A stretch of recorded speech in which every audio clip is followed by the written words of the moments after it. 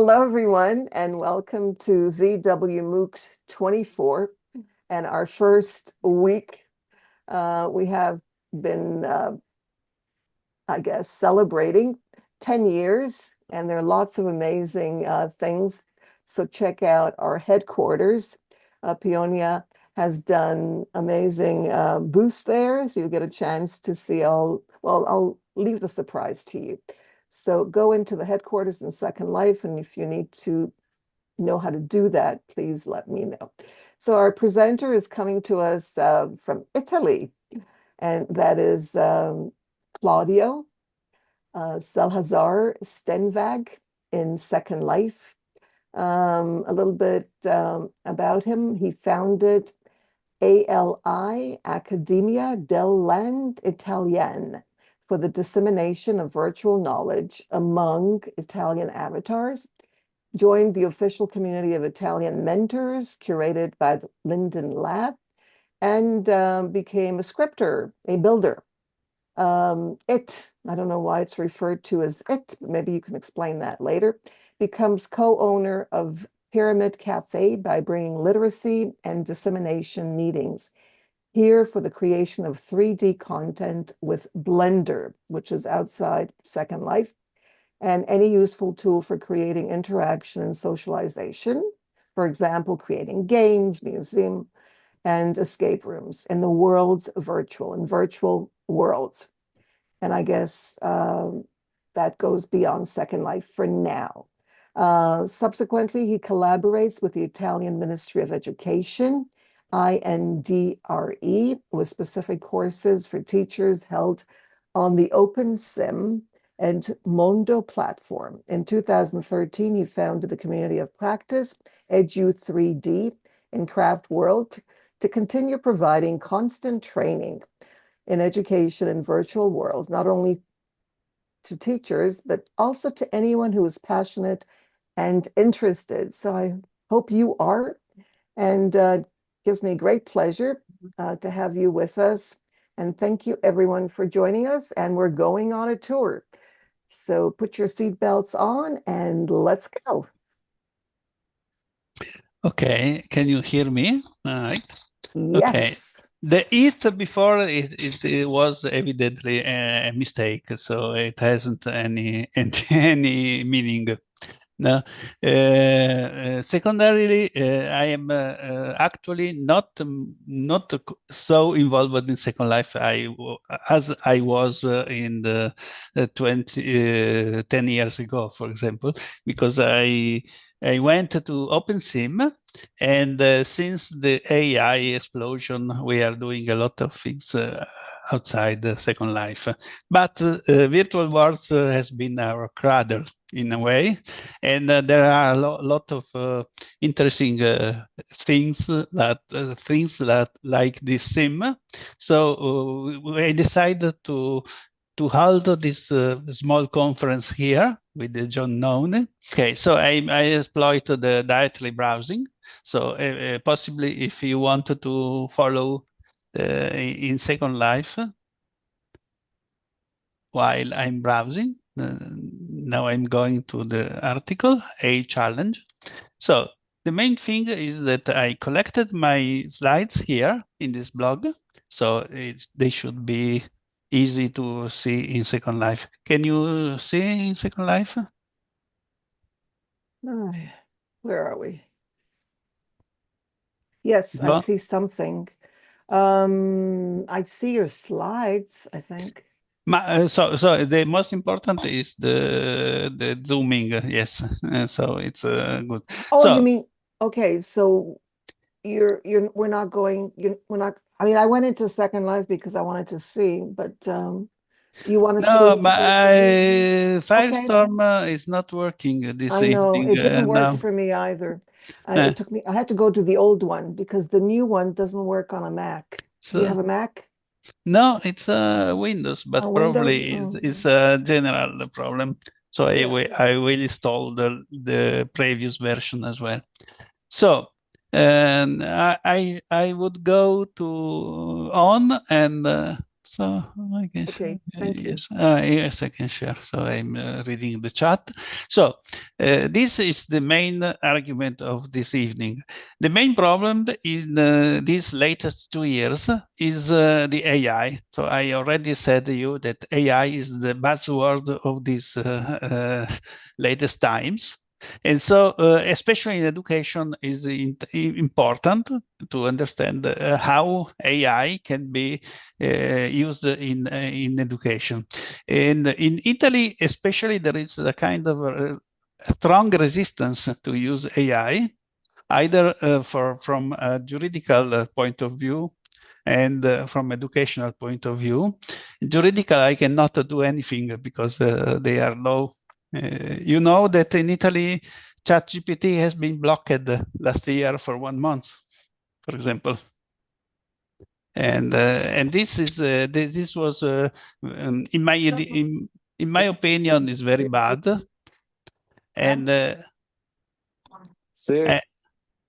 we risk to stay behind all the other, because AI is the real the change that is changing the society, as it changed the books, in my opinion, the printing of books or the steam revolution in 1800s. No, so the AI is the thing that our students, I'm not a teacher myself, but the students that are studying now, they will find a world where AI is everywhere. So, so I tried to develop a methodology that had very consistent roots in pedagogical ideas that can help in using AI. And this is represented in this image as a loop. There is a ring. You can see the ring. The ring is to use AI to develop a concept that is you have some curiosity. And so you ask AI the response, and the AI is responding, but the response of the AI often is hallucination. So it's something that is bad. And the main problem in Italy, for example, is that a lot of people think that students use AI just to do homework, to do fake. And the fakes are very bad because it contains a lot of errors and are not a way of developing a good student. They cannot study in this way. This is the problem, the challenge. But myself, I wanted to change this idea, this view of the problem, and make the weakness of the AI. So the AI is something that makes a lot of errors, yes, and pushes to not doing anything, because normally it makes a lot of things. But in my AI challenge, this methodology, instead it is a very good way to develop skills and to work a lot and to have good results, because the response of the AI on adapt on a question is make actively in depth. So students are going to study the answers and to investigate like Sherlock Holmes if they are correct. And the investigation leads to a more complete answer to the question. And it may be helped by AI or by other sources, because AI is not the only sources of everything. And then when we are explored all these facts, you can have new questions and new details, so the cycles can be repeated. So you can ask more detailed information to AI, or use standard normal sources. So this is in a sense the meaning. So let's see the slides. I'm always too slow, but I hope you have understood the idea behind this presentation. Okay, so the problem is that we in the first slide we see some very strange things, which is AI. Is very strange, very different from all the other things that appear as super being, and we have to study it and to use it as a friend and assistant, and not as a substitute. This is the main thing. So we have to develop ways of critical thinking and develop digital skills, because in the next years we must be able to deal with AI at full. So this is the introduction. The key principle of this, more or less, I already have said before, but the first thing is to make the students not to forbid them to use AI, but to use them in a controlled way. That is, the teacher is to encourage using AI, to familiarize students with these tools. This is very important because everybody talks about AI, but actually very few people are really competent on AI. So using AI needs a lot of expertise. No, it's not very easy. And the other thing is not to rely on the AI as an oracle. So we are not going to trust AI, but this is a strong point, no, to see.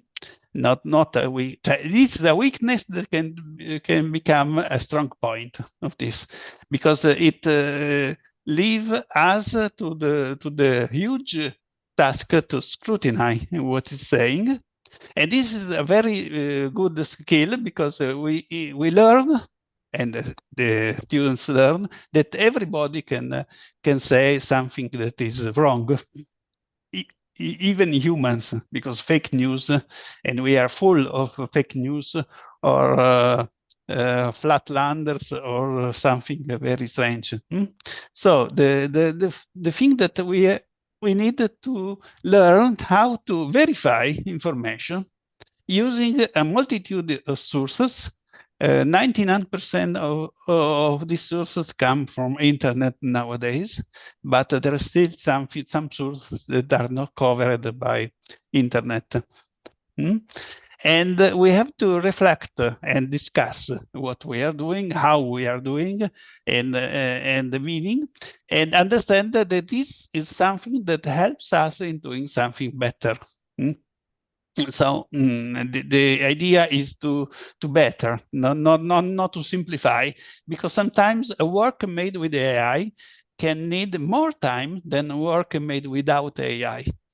It seems counterintuitive, but the difference is very important, because people is more happy to use AI, so it gives a lot of satisfaction to people using AI in a good way.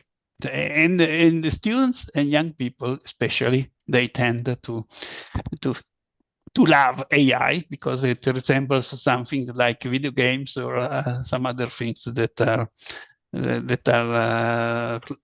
important for them. So here is the repetition of the loop that I already told you before. This is, you have curiosity, and you must support curiosity and questioning to initiate a learning process. So the curiosity can be something that is set up in the class, for example, a subject of the course. And we ask about this the AI. So the AI answers, and then you have to make the constructive doubt. The constructive doubt is very important. So you take every piece of information, and you check if it's is authentic, true. No? And so you have to research, and this is something that it recalls me the way Nelly, you use WebQuest, maybe. It's similar in a way. So searching the web for having for deepen in the subject, and then after having made the research and having had all the info, you now are encouraged to synthesize and to try to understanding the information, to check and to discuss if there is something, why the information is wrong or different. Sometimes the information can be in the reality is not white and black, so there are a lot of shades, and this is also another thing that is important.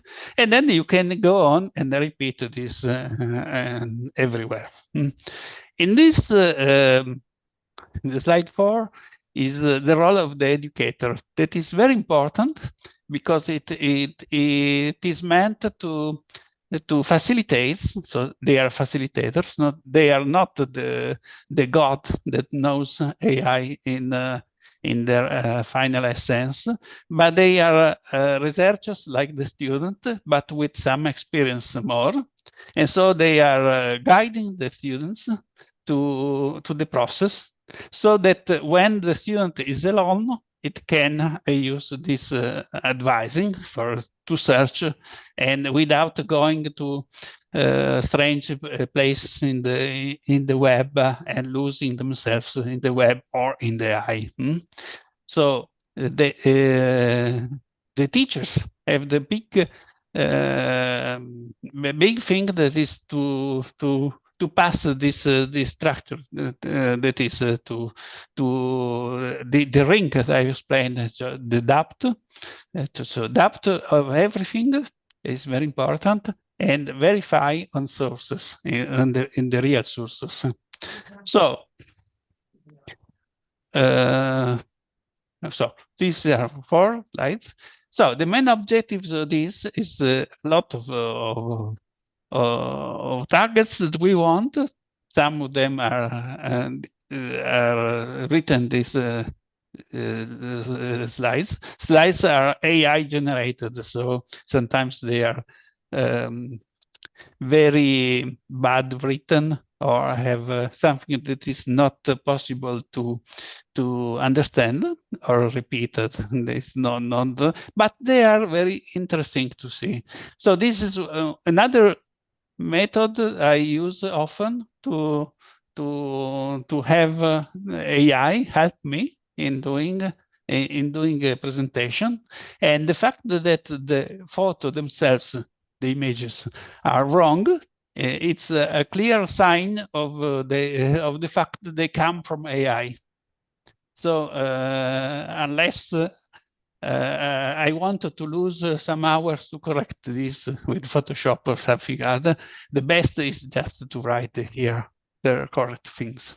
So what are the targets is to promote critical thinking, to enhance digital literacy, so that the students can think by themselves, use the tools they have, and have a clear they can clear research on everything. So they are methodology of researching. And so they are pushed to learn by themselves. So if they have something that is interesting, they can learn, even their hobby or something their daily life. And also there's the collaboration, because this is made in groups, so they collaborate one with the other.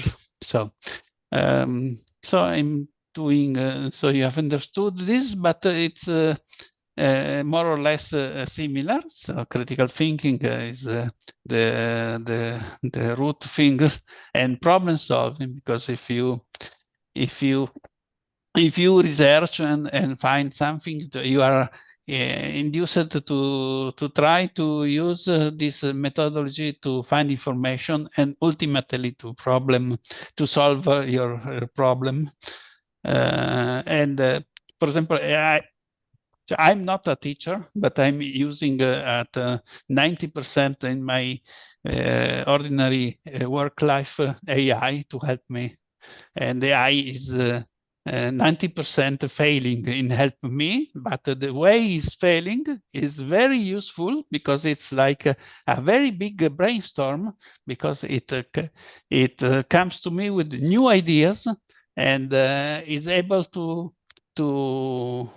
to discuss with me and to add a new dimension that normally I can have only having a personal trainer or a personal colleague at work, and sometimes you cannot have one person with discuss all the day. On the contrary, the AI is tireless, so you can ask even simple things. It doesn't judge, so you can ask even very stupid question. It is still answering without telling you you are stupid, you are fool. Why are you asking for the 20th times the same thing? And okay, so you have. I hope you understood the mechanism of this, and just to be short, we have put some. Since this is meant as a methodology, I like to put something that is very practice. That is how to structure, for example, one lesson. So if you have only 1 hour, so you have to do a lesson frontal or something like this to a class, and you have an argument, no, not the argument, a topic to discuss. And so basically is you have to introduce how to use this method, that is introduce the methodology and the topic. You contextualize what is happening. You make an AI session, very brief, just to show the students how it should be done very quickly, because with 15 minutes it's not so long, but it is enough to understand how it works. So you analyze for another 15 minutes, for example, the answer of the AI. So you interact with the AI with some questions. You read the answers, and you go in researching and verifications, and you write or discuss the reflection and synthesis of the experience. So the new things that you have learned and so on. So this is a way, if you haven't a lot of time, but also if you are in a class of very small children, probably they are not easy to control after school. So you have to put a lot in the class. And especially talking in Italy, you have to do everything in the hour. You cannot do the flipped classroom, for example. And also in Italy, there is the law that prohibits to use AI for children below 16, 18 years. So it's very difficult for a teacher in Italy to use AI. But if done in a controlled way, in this way, it is possible in Italy as well. I know that in the world, in the real world, not in Italy, the problems with AI is not so hard. So this is not needed. So normally the real thing of this methodology is to implement a flipped classroom.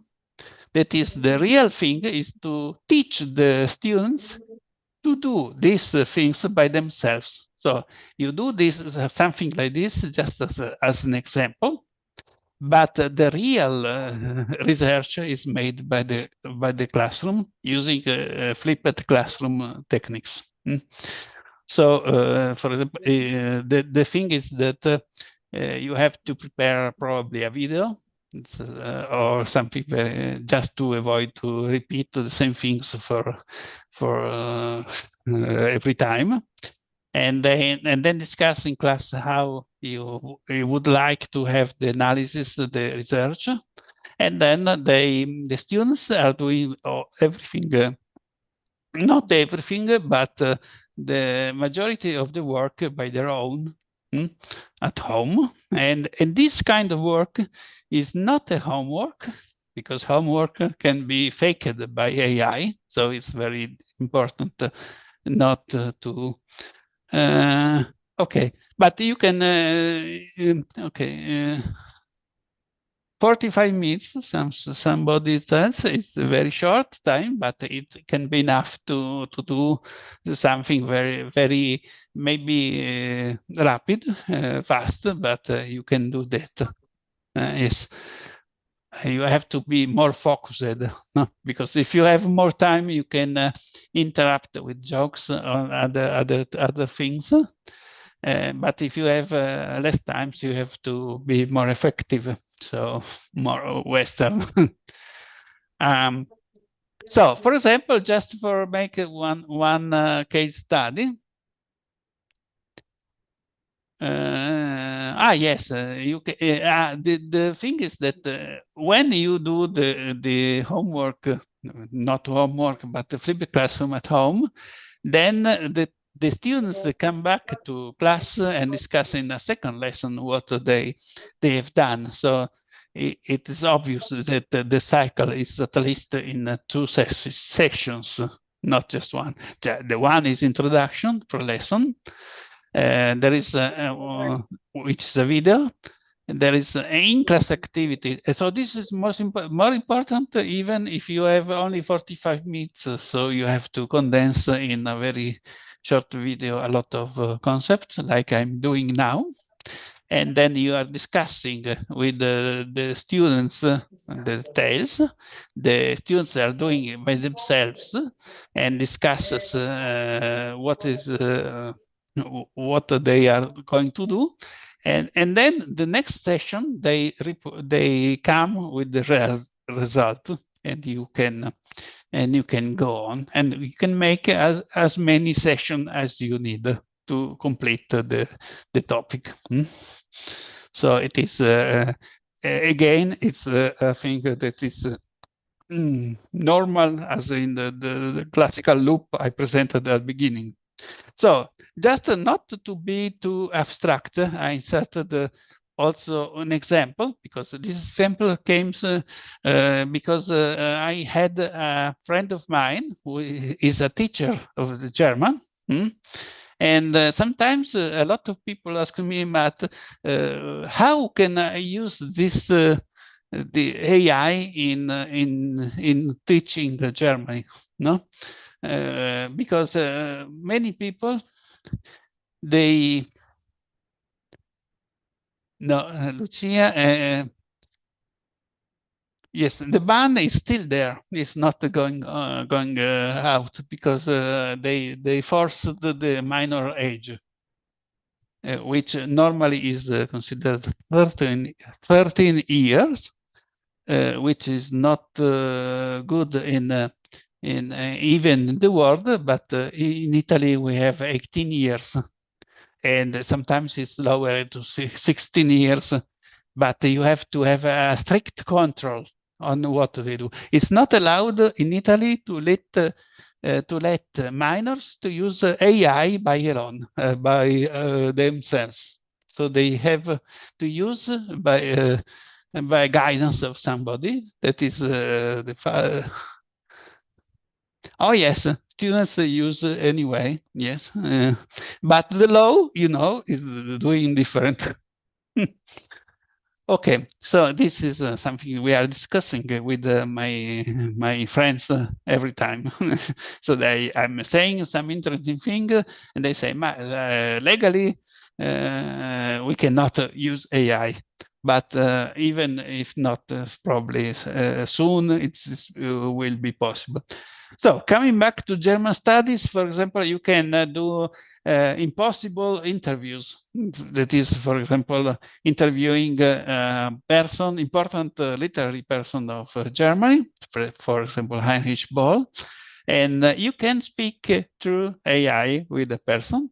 If you give the background of the person and a lot of information, the books he has written and a lot, something like this, you can discuss with the books and ultimately, in a way, with the person. So you have a clear idea of what that person is thinking, and you get this interview, and you have to study if the interview is realistic, because very often the information provided by AI, as I told before, is wrong. So this is a very wonderful situation where, for example, if Heinrich Boll said, I am born in 1874, for example, you have to investigate if it is correct. Not to be picky on the date, but to understand if somebody uses data should be checked. And this is even more important for real person, because nowadays a lot of people, politicians especially, they use to say something without data, without any backing, any source, any information. So you have to be very suspicious of everything. No, so this is, for example, interview cases. And going on, we have, okay, pedagogical foundation. So this can be very long, but I try to be very short. It is the basic of this methodology is very solid. It's based on a lot of thinkers like Piaget, Vygotsky, Brunner, Ennis, and so on. And the main thing is the constructivism. That is, you have to deal with an environment and to be ready to understand by yourself. For example, Vygotsky is very complex thinkers, but I also read a lot of him recently. It's very interesting because it's very adapted to AI, because Vygotsky calls about the fact that you have a proximity space that is a space where you as alone cannot go, but with a little bit help of a teacher, of a person, you can go there. So AI is doing exactly that. That is, normally the student can do a lot of things, but has a lot of things on the borders that are very difficult to do. And AI is able to expand this knowledge, adding some more information. And so the expansion of this space, of the knowledge-based space, is important to stimulate the expansion of this space. And the other things are quite obvious, but I just that is, it's important to give the people the skill to do self-learning guide. It's important to teach them to have critical thinking. We have already said this. Digital literacy, they must be able to go into the maze of current technology and other things. And also they should learn how to connect to others and to the things to constantly grow. This is okay. This is the slide Hi, 11. Claudio. Yes. We lost your screen for some reason. I don't know what happened. Okay, I will share again. Stop share. Share. Oh, you see it? Only I don't see it? Okay, I reshare. Okay, yeah, I see it now. Yes, because sometimes Zoom is freezing, so maybe only one not seeing. Okay, but, now we see it. Yes, Thank you. just the basics of pedagogy I've used is important because I wrote some articles in interesting places over the world, and they kept on asking me the basic pedagogical thinkings, basics of this. And this is important. So this slide is very important because it gives you also some basics to answer the people that you are not just experimenting, but you are putting pedagogy and so teaching as it is thought. It has been thought by thinkers, important thinkers that are probably better than myself and yourselves, probably. Okay, so slide 11, the scientific method. You can also add something in this process. It's not embedded, strictly embeddable normally, but you can add some other things. For example, the scientific method. It is mainly in verifiability, which is obviously in AI challenge. So we are pushed to verify everything. So this is obvious. But you can also teach to make questions deliberately false to check if the AI is telling you the truth. So you are trying to question in different ways. So you act as a real Sherlock Holmes, and so this is a thing that to young students can be interesting because it's a real challenge. I use the challenge name because it's not to all students, but to the majority of students, it's interesting to challenge AI, because if you feel that you are better than AI, it's a good feeling, and students are very happy to be better than machines. And so the falsifiability is a way to try to find the mistakes. So and to provide, for example, false information in the question, because also the way you are making questions to the AI is very important, because sometimes AI, instead of telling you something that is true, is telling something that you want her to answer. So I don't know if you understand, but if you put a question where the answer is evident, self-evident, the AI is answering your answer. It's going to follow you. In Italian, we have a name that is piaggeria. What is Lucia in English? Piaggeria. It's a name, and it's a way where it tends to be complacent to what you are saying. So you should find a way to ask in intelligent way your questions, and then you are pushed to go over and formulate new hypotheses and design experiments. So these are scientific method, but it's implementation with using AI. So slide 12. Sorry if I'm a bit long, but we are only a pair of slides right now. So homework, my friend told me that she now tends not to give homework to her students anyway. Because, why? Because the students tend to use AI to solve the answer. For example, she teaches German, and if she leaves the homework to translate something, they just use AI to translate, and obviously it's correct, that, or at least it's not didactically useful just to ask the AI to do your homework. So homework are useless now in the AI age, unless at least the conventional homeworks.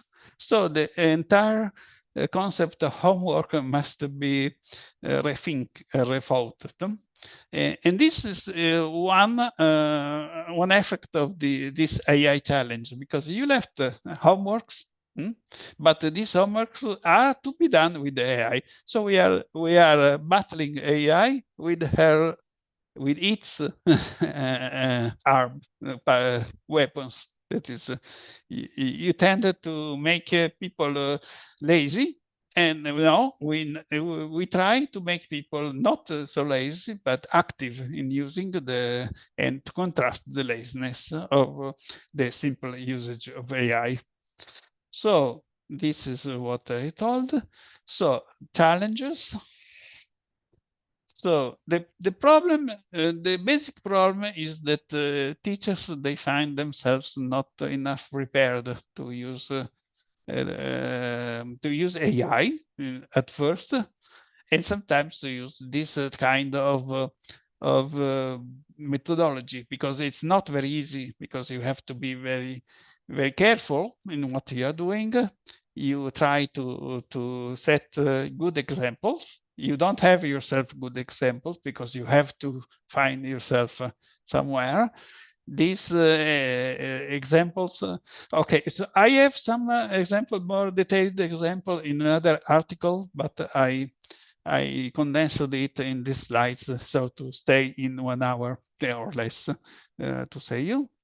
The other problem is that, so the teacher needs to be trained, not something that comes without this. And also there is a problem, because if a person has access to mobile phone and internet all the day, but can be other people that cannot access in the same way.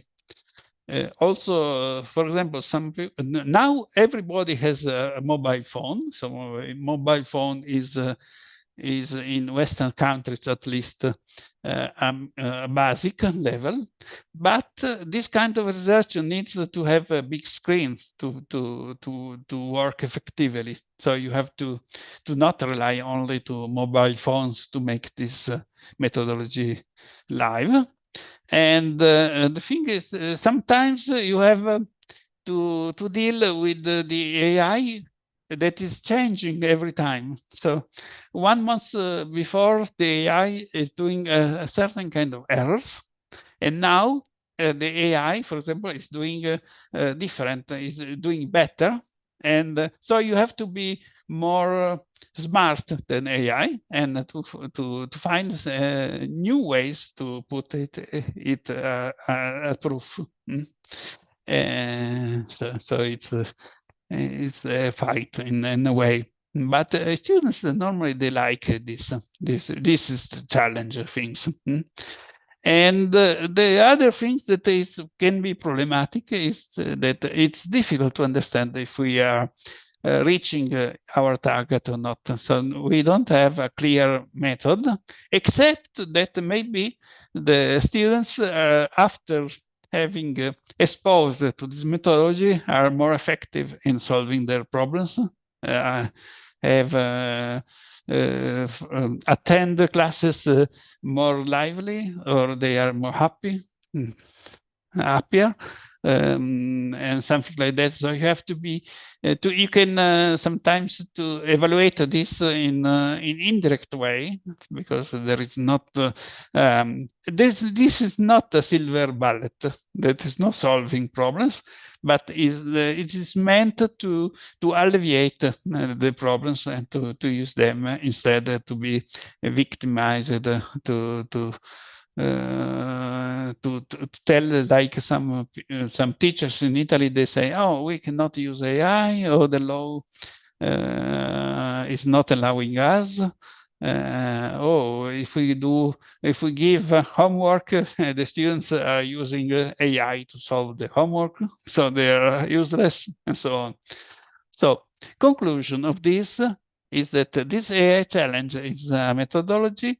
It's not the only methodology. I'm using a lot of new methodologies. When I developed this some months ago, it was a brilliant idea, but there are other very interesting methods of using AI for education. Many I'm using today in my blog. So I have, but I know that Doris for example, is using as well a lot of many interesting new features. So it's not the only way, but it's a way, very interesting way. And as I researched this AI challenge method is not so spread. So the majority of people, they don't use this thing. So it is something interesting. And it's very important because it prepares, it cultivates knowledge. It's a new way of thinking in making the class and doing making students develop critical thinking. Also, as I told you before many times, to not to AI, but to fake news and to other things that we are in these days, which are very a lot of things are happening in this last 20 years, for example, and so this is a method, not the method, but one method that can help. So the only sentence that I can say here is cultivate informed citizens should be cultivated, not using what Italy or Europe is doing now, that is trying to remove AI from from landscape, as if it hasn't happened. It is like saying that the printing, mechanical printing in 1400s. We cannot think it hasn't happened that we have to deal with the printed books. No, it's not. At the end, it was very good things. It depends on how we react to that information. So I think that more or less I tried to explain the AI challenge. I hope I have told you what it is, how it can be used. There is another document that has been provided in the link of this evening with the full things, a better, longer than these 15 slides. So thank you for the attention. Sorry for being a bit too long as usual. And if you have any questions, maybe we can discuss some moments. Thank you. Thank you so much for that. Yes, everyone, you can unmute yourself. You can open your cameras and you can ask questions and you can stop screen sharing and then maybe we'll get more cameras open. Not just me. Gallery. Okay, open the camera. So it's very Yes. strange. So this Now we see you, finally. Yes, I put the camera in a better way. Good to see you. Yes, this is So my. feel free, open your cameras, everyone. I think I gave you, right? So let me check again. Let me know if you can open your cameras. Yes, you can. Great. Lovely, Cynthia. I see your hat coming through. There So we just are. a question, Hi there, Heike. Nice to see you. Glad you made it. So just a Lucia. question. We Yes. actually have not removed the human element with AI. We've actually expanded our research potential because now everyone has to learn how to be a good fact checker. I think that we should have been fact checkers with Wikipedia. And now everyone says, oh no, most of the information's vetted, but I still don't think that I mean, it's okay for a general idea, but at least with AI, we haven't been weeded out. We're needed more than ever, right? Because this whole presentation is saying, fact check, fact check. We're teaching you how to fact check and use critical thinking skills from an early age. And I don't think we will ever be able to rely on AI completely as a trustworthy source. Yes, but the same happens with normal humans. So it's not a I problem. can't trust. That's true. People also, think they know, or they they learn something and then they share it, and some of it's not really true. So people don't even know that they're not telling the truth because they think it's true. So they it's think it's true. Yeah, that's right. hallucination. Yeah, we're all hallucinating. That's right. So yeah, I think the point about information as such, where are we getting? I mean, let's say pre, where were we getting our information from? Google? Is that okay? Is that So you're asking where this information come from? I mean, we did before AI came along. I mean, Before AI. got So it from search engines from Google, right? And can Google be trusted? yes, but before Google, our information came from books, printed Yes, books. that's right. It And became outdated. yes, but one interesting thing is that I started to find some very old books on Google or internet database, internet database. And I found there the PDF. You can lend a book for 1 hour and read it. And when you are lending one book, it is not available to others in the world. So it's a very strange thing that is not computer-like. But for example, I took a book and I studied it about the initial of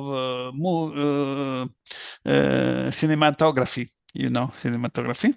And it's very interesting because the introduction of this book was very long, was 40 pages, no? And these 40 pages, there were a lot, a very quite huge amount of information, which was not technical essential, but was very empathetical humans and so on. And it was very good. But when you try to synthesize, summarize this introduction, what you get is very short things that is telling almost nothing. So what I'm trying now is to understand a way to avoid the summarization, in the sense that it's like we did in 50 years ago, where people read newspapers in 1 hour. So it happens to me that I needed 1 hour to read a newspaper. Now it's 5 minutes, is too much. So it's not only something that is related to what is the information, but it's how we are dealing with information. And it's different. It's more psychological, anthropological question. It's not only a technical question. I think there's some hands up. There's Sheila and Heike. Yes, I don't hear. Sheila, we see your lips, but we don't hear you for some reason. I don't know. Perhaps you have to request her It's to unmute. No, I think Sheila's that he- talking, but she's not, we can't hear her. Thank you. Maybe if I can chip in until Sheila Yes, sorts out please, the go audio. ahead. Yes. Salahzar, we remember you from many years in OpenSim and Second Life as one of the main scripters for educational games, educational tools, educational stuff. We used to go to you, Salahzar, for all sorts of problems when we had any, game we wanted to create and what have you. Can I ask, does AI help you today to script in any way? Oh, I use, I told you, I am in normal life, I am a programmer. That is the high, the expression of scripting. So I'm scripting in Java, in C#, in Python. Python now it's very important. And I use it in every day for helping me in scripting. And I try to use also for Second Life scripting. And it helps a bit, but since Second Life is not so spread, this is another problem. That is, AI is collecting a lot of information, But if information is not so abundant, like SL, it lacks something. So we Italians have a special problem here because AI is English skewed. That is, for example, it isn't able to make rhymes in Italian, but it's perfect in doing rhymes in English. This is because it has been trained with English only. So the problem, there is a big problem in training the AI to be helpful, also in Italian, and add, not reduce, but add something to be more helpful. So coming back to your original answer, question, the Second Life scripting can be helped, but for very easy scripts, it works. But if you ask AI to be helped in a more complex script, it is a mess. It's better not to use it all. Can I just chip in one last question, but a short one?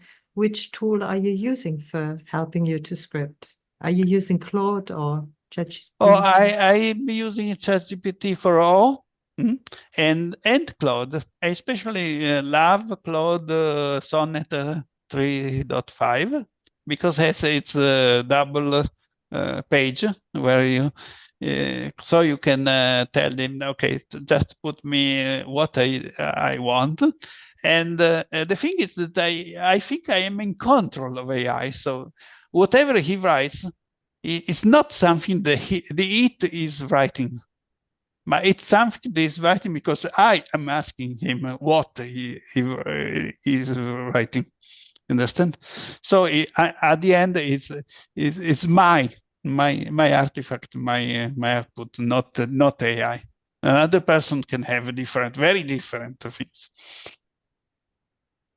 Yes, Sheila, did you get your? Can you ask your question now? Can you unmute yourself? Just you could. Oh, you can't unmute yourself. Let me check. Ask her to mute. Everybody. Yeah, I'll. Okay, I ask her to mute. So She's probably unmuted. You are unmuted, Sheila. I can see that. okay. So Can you try, Sheila, to? No. She can't. Maybe there's something with the settings of the audio. Could be. But I like what you said there, you know, Claudio, about you feel that you're doing it, not say ChatGPT's doing it or Claude. I feel the same way, except when it comes to writing, you know, with the writing, it's definitely not my writing, you know, maybe because the writing is very, very strange. I mean, the sentence structure that comes out of ChatGPT is not a normal English. I mean, there's something very strange about the way the words are put together, especially with the adverbs. The adverbs don't seem to go in the right place. And, you know, I've tried to get ChatGPT to change, you know, when I work with it, but it won't. So I'm getting something that's not English. So everything else, the images, I feel like, okay, we're working together.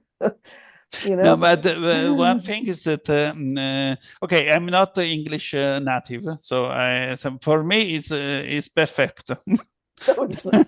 It's Terrible. perfect. I don't see. But listen, the ChatGPT is doing mediocre, average language, not the perfect language, the average language.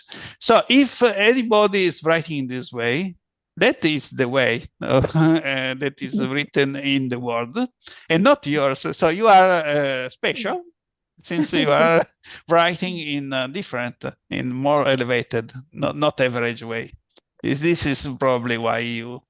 I'm just wondering what's going to happen to the language in the future. You know, will there be a language, an English language, say, or maybe another language called ChatGPT English, you know, or or Italian called Italian, ChatGPT Italian. And, you know, will it start changing? That's my. But You know, what is? I think- at Dodge, Oh, Sheila has her voice. Yeah. Oh, she does. Okay, Sheila, go on. She's going to Yeah. talk. Sorry. I was sort of going to make an observation. It was going back a little bit, talking about information and the information that people used to use, because in my field, there's a research field called information behavior that goes back decades, which looks at how people engage with information. And the big trend has always been that people go to the people they trust who are closest to them. Even if they aren't actually the best source of information, they tend to go to someone who's convenient and they feel comfortable with. And so I think that's not a new thing for people, but now they might feel very close to the AI or to social media. I mean, that seems to be a problem, that they see these new media as being like their friends. And so just as they go to their friend to find out about something that the friend isn't actually an expert in, but somehow they don't want to go outside their little circle. So it's quite a human thing, but these new types of media are becoming like unreliable friends. So this is I propose. Lucia has raised something like this some months, years ago. Mm. She said people tend to use AI as friends, and as a reference, emotional reference. And ultimately, this is a risk because obviously it is not what they are meant to be. By the way, the AI was not designed to do all these things. All these things we are talking are something that is emergent. You know what is emergent? Nothing that is directly programmed. So it's something that comes out. So this is another question. It's not what I am telling this evening, but it's a risk. You have to understand that you are talking with a machine. Maybe the machine is working like a friend, but it's a different kind of relationship.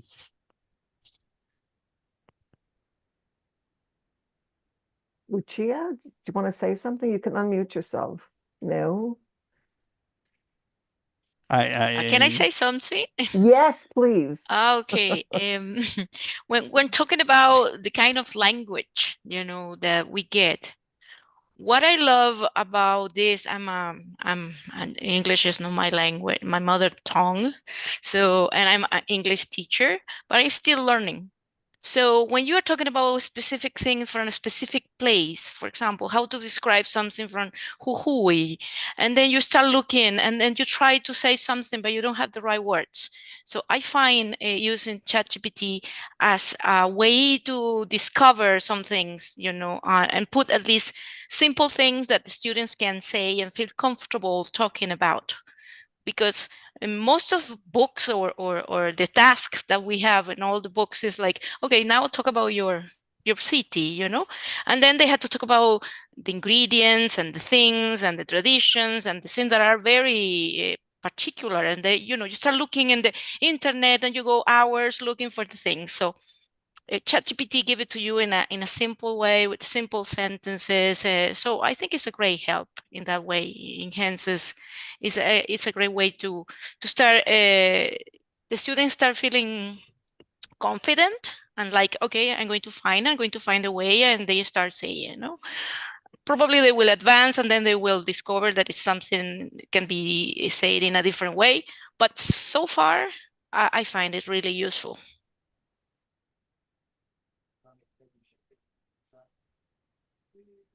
That's great. That's great.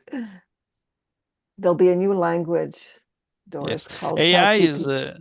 is very long. You can speak about AI. It happens to me some evenings that they speak about AI for hours until late night. Probably it's going to be a new genre. You know, if you read, if you're a gamer, now there are books where when you read the book, you're role playing. I mean, if you don't know that, then you won't understand that thing. So probably, I don't know, this is going to evolve. Language is alive, and it will go in the way people use it. So The way then, you know, ChatGPT uses it, not the way people use it. That's the difference. It's not the way people use it. It's going to evolve because that's the way AI uses it. And what is AI? It gathers information from people who, it's text basically, but it could be, you know, spoken language, and the way they misuse it. And it's not native speakers necessarily. It's everybody else. Yes. And So we have to have a more specialized lingua AI. franca.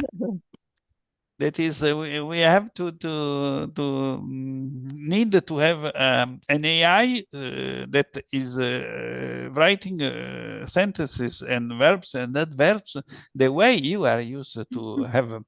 And this is not so far, because you can do technically, you can do right now if you have the necessary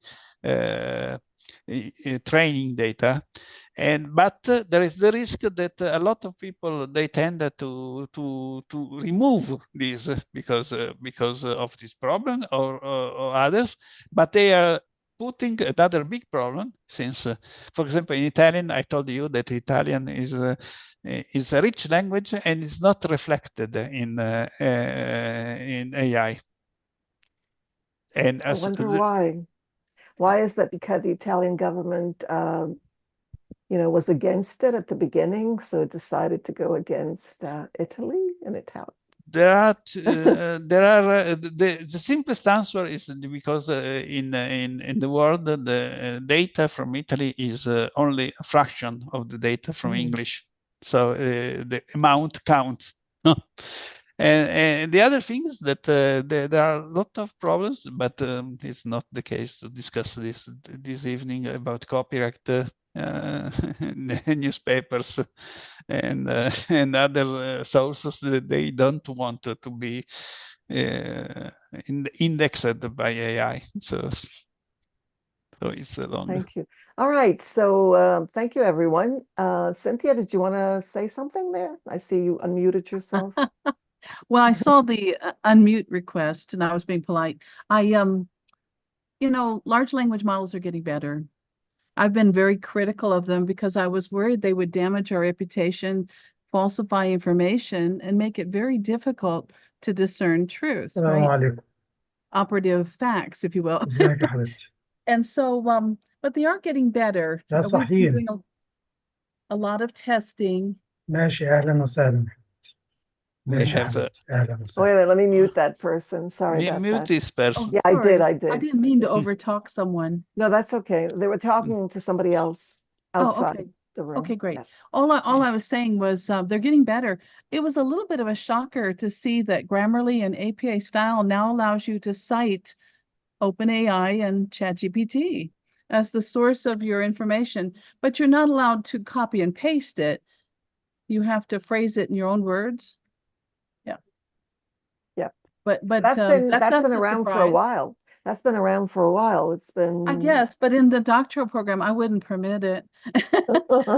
I was working with dissertations and research papers. Everything you see in the screen can be pasted, copied and pasted. You just need the technicality to do that. That's it.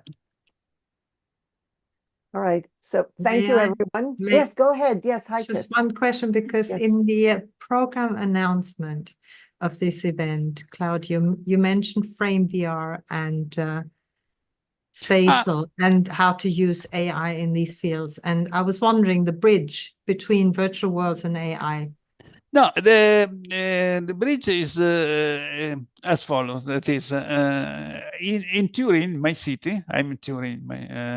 They have done an experiment this year in Liceo Scientifico. What is it in English? Scientific gymnasium, maybe something like that. And they have studied especially the graphical AI, that is stable diffusion. And the result of this experimentation has been shown in virtual worlds and in spatial especially. So this can be a very good showcase that is very interesting for students to. So they study out of the virtual worlds, they use AI to produce information, and the information is showcased in virtual worlds like Spatial or FrameVR, which are very easy to use. Now, it's not like 10 years ago, 20 years ago, when you wanted to make an exhibition in Second Life, you have to ask for very expert people, no? Or you have to lose a lot of time. You understand that just put an image on the wall is not very easy, because you have to align, you have to put in the right dimension, you have to have the good resolution, and so on. Now you can go in FrameVR and just put on one video on the wall with one touch. So so virtual worlds are not different things from this kind of experiments, but it's very interesting things to showcase what they have studied.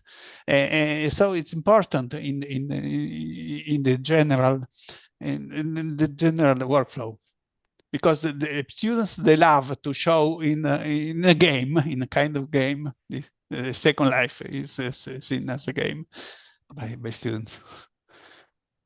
So what you're saying is that Second Life is not as appealing to students as say virtual worlds like Spatial or FrameVR? The problem with Engage Second Life another- is that it stopped evolving 10 years ago. So it evolved, but very slowly. Meshes appears in 2013, and but they were a bit late. A lot of other things there was meshes before, and now they're using PBR. PBR, you know, PBR is the reflection, for example, but nobody noticed this The difference. no, because PBR probably would have been very, very good 10 years ago in Second Life. Now people is used to see other things and go to Facebook or other things, or other programs. Do you think there'll be a way to maybe move it forward as someone who knows the back end of Second Life? Second Do you Life think- is going mobile next year. Yeah, mobile, I know. But do you think that it's possible for it to say, bring avatars from, other places such as Spatial, so that you can, Roblox? pardon? There is Maybe already Roblox? Ready Yeah, Player, maybe combine Ready Player Me. You have heard about Ready it. Player Me, that's what I meant. To bring Ready Player Me, say, as an avatar into Second Life. Do you think that would ever happen? Would it be possible? It can be possible, but in Second Life, I think it is going to be seen as a legacy in the future. That Alright. is it's partial. You just open the browser and you enter there. So it's very quick. In Second Life, they made a lot of experiment for entering in the browser, but they failed. They did. You remember in 2018, perhaps. Yeah, they tried. It didn't work. And also, Second Life has not VR support. You cannot enter with the Quest. Yeah. Or you can enter. Right. I tried to enter, but you became mad after Really? 5 minutes. Your eyes crosses because it's not made with VR in head. So it's a mess technically to follow with Second Life. So they had to change this. And so they build the sensor, The sensor was their intention, but it failed as well. But this is a very long things as well. Sorry for. No, that's fine. Okay, so thank you. We've got another session coming in about 5 hours or something, 4 hours, 4 or 5 hours. If anyone's interested in joining us later on today. All right. So thank you everyone for being here, and thank you, Claudio, for everything that you do for us, because it's not only here, it's also on Facebook with all your ideas. So thank you. Thank you as well.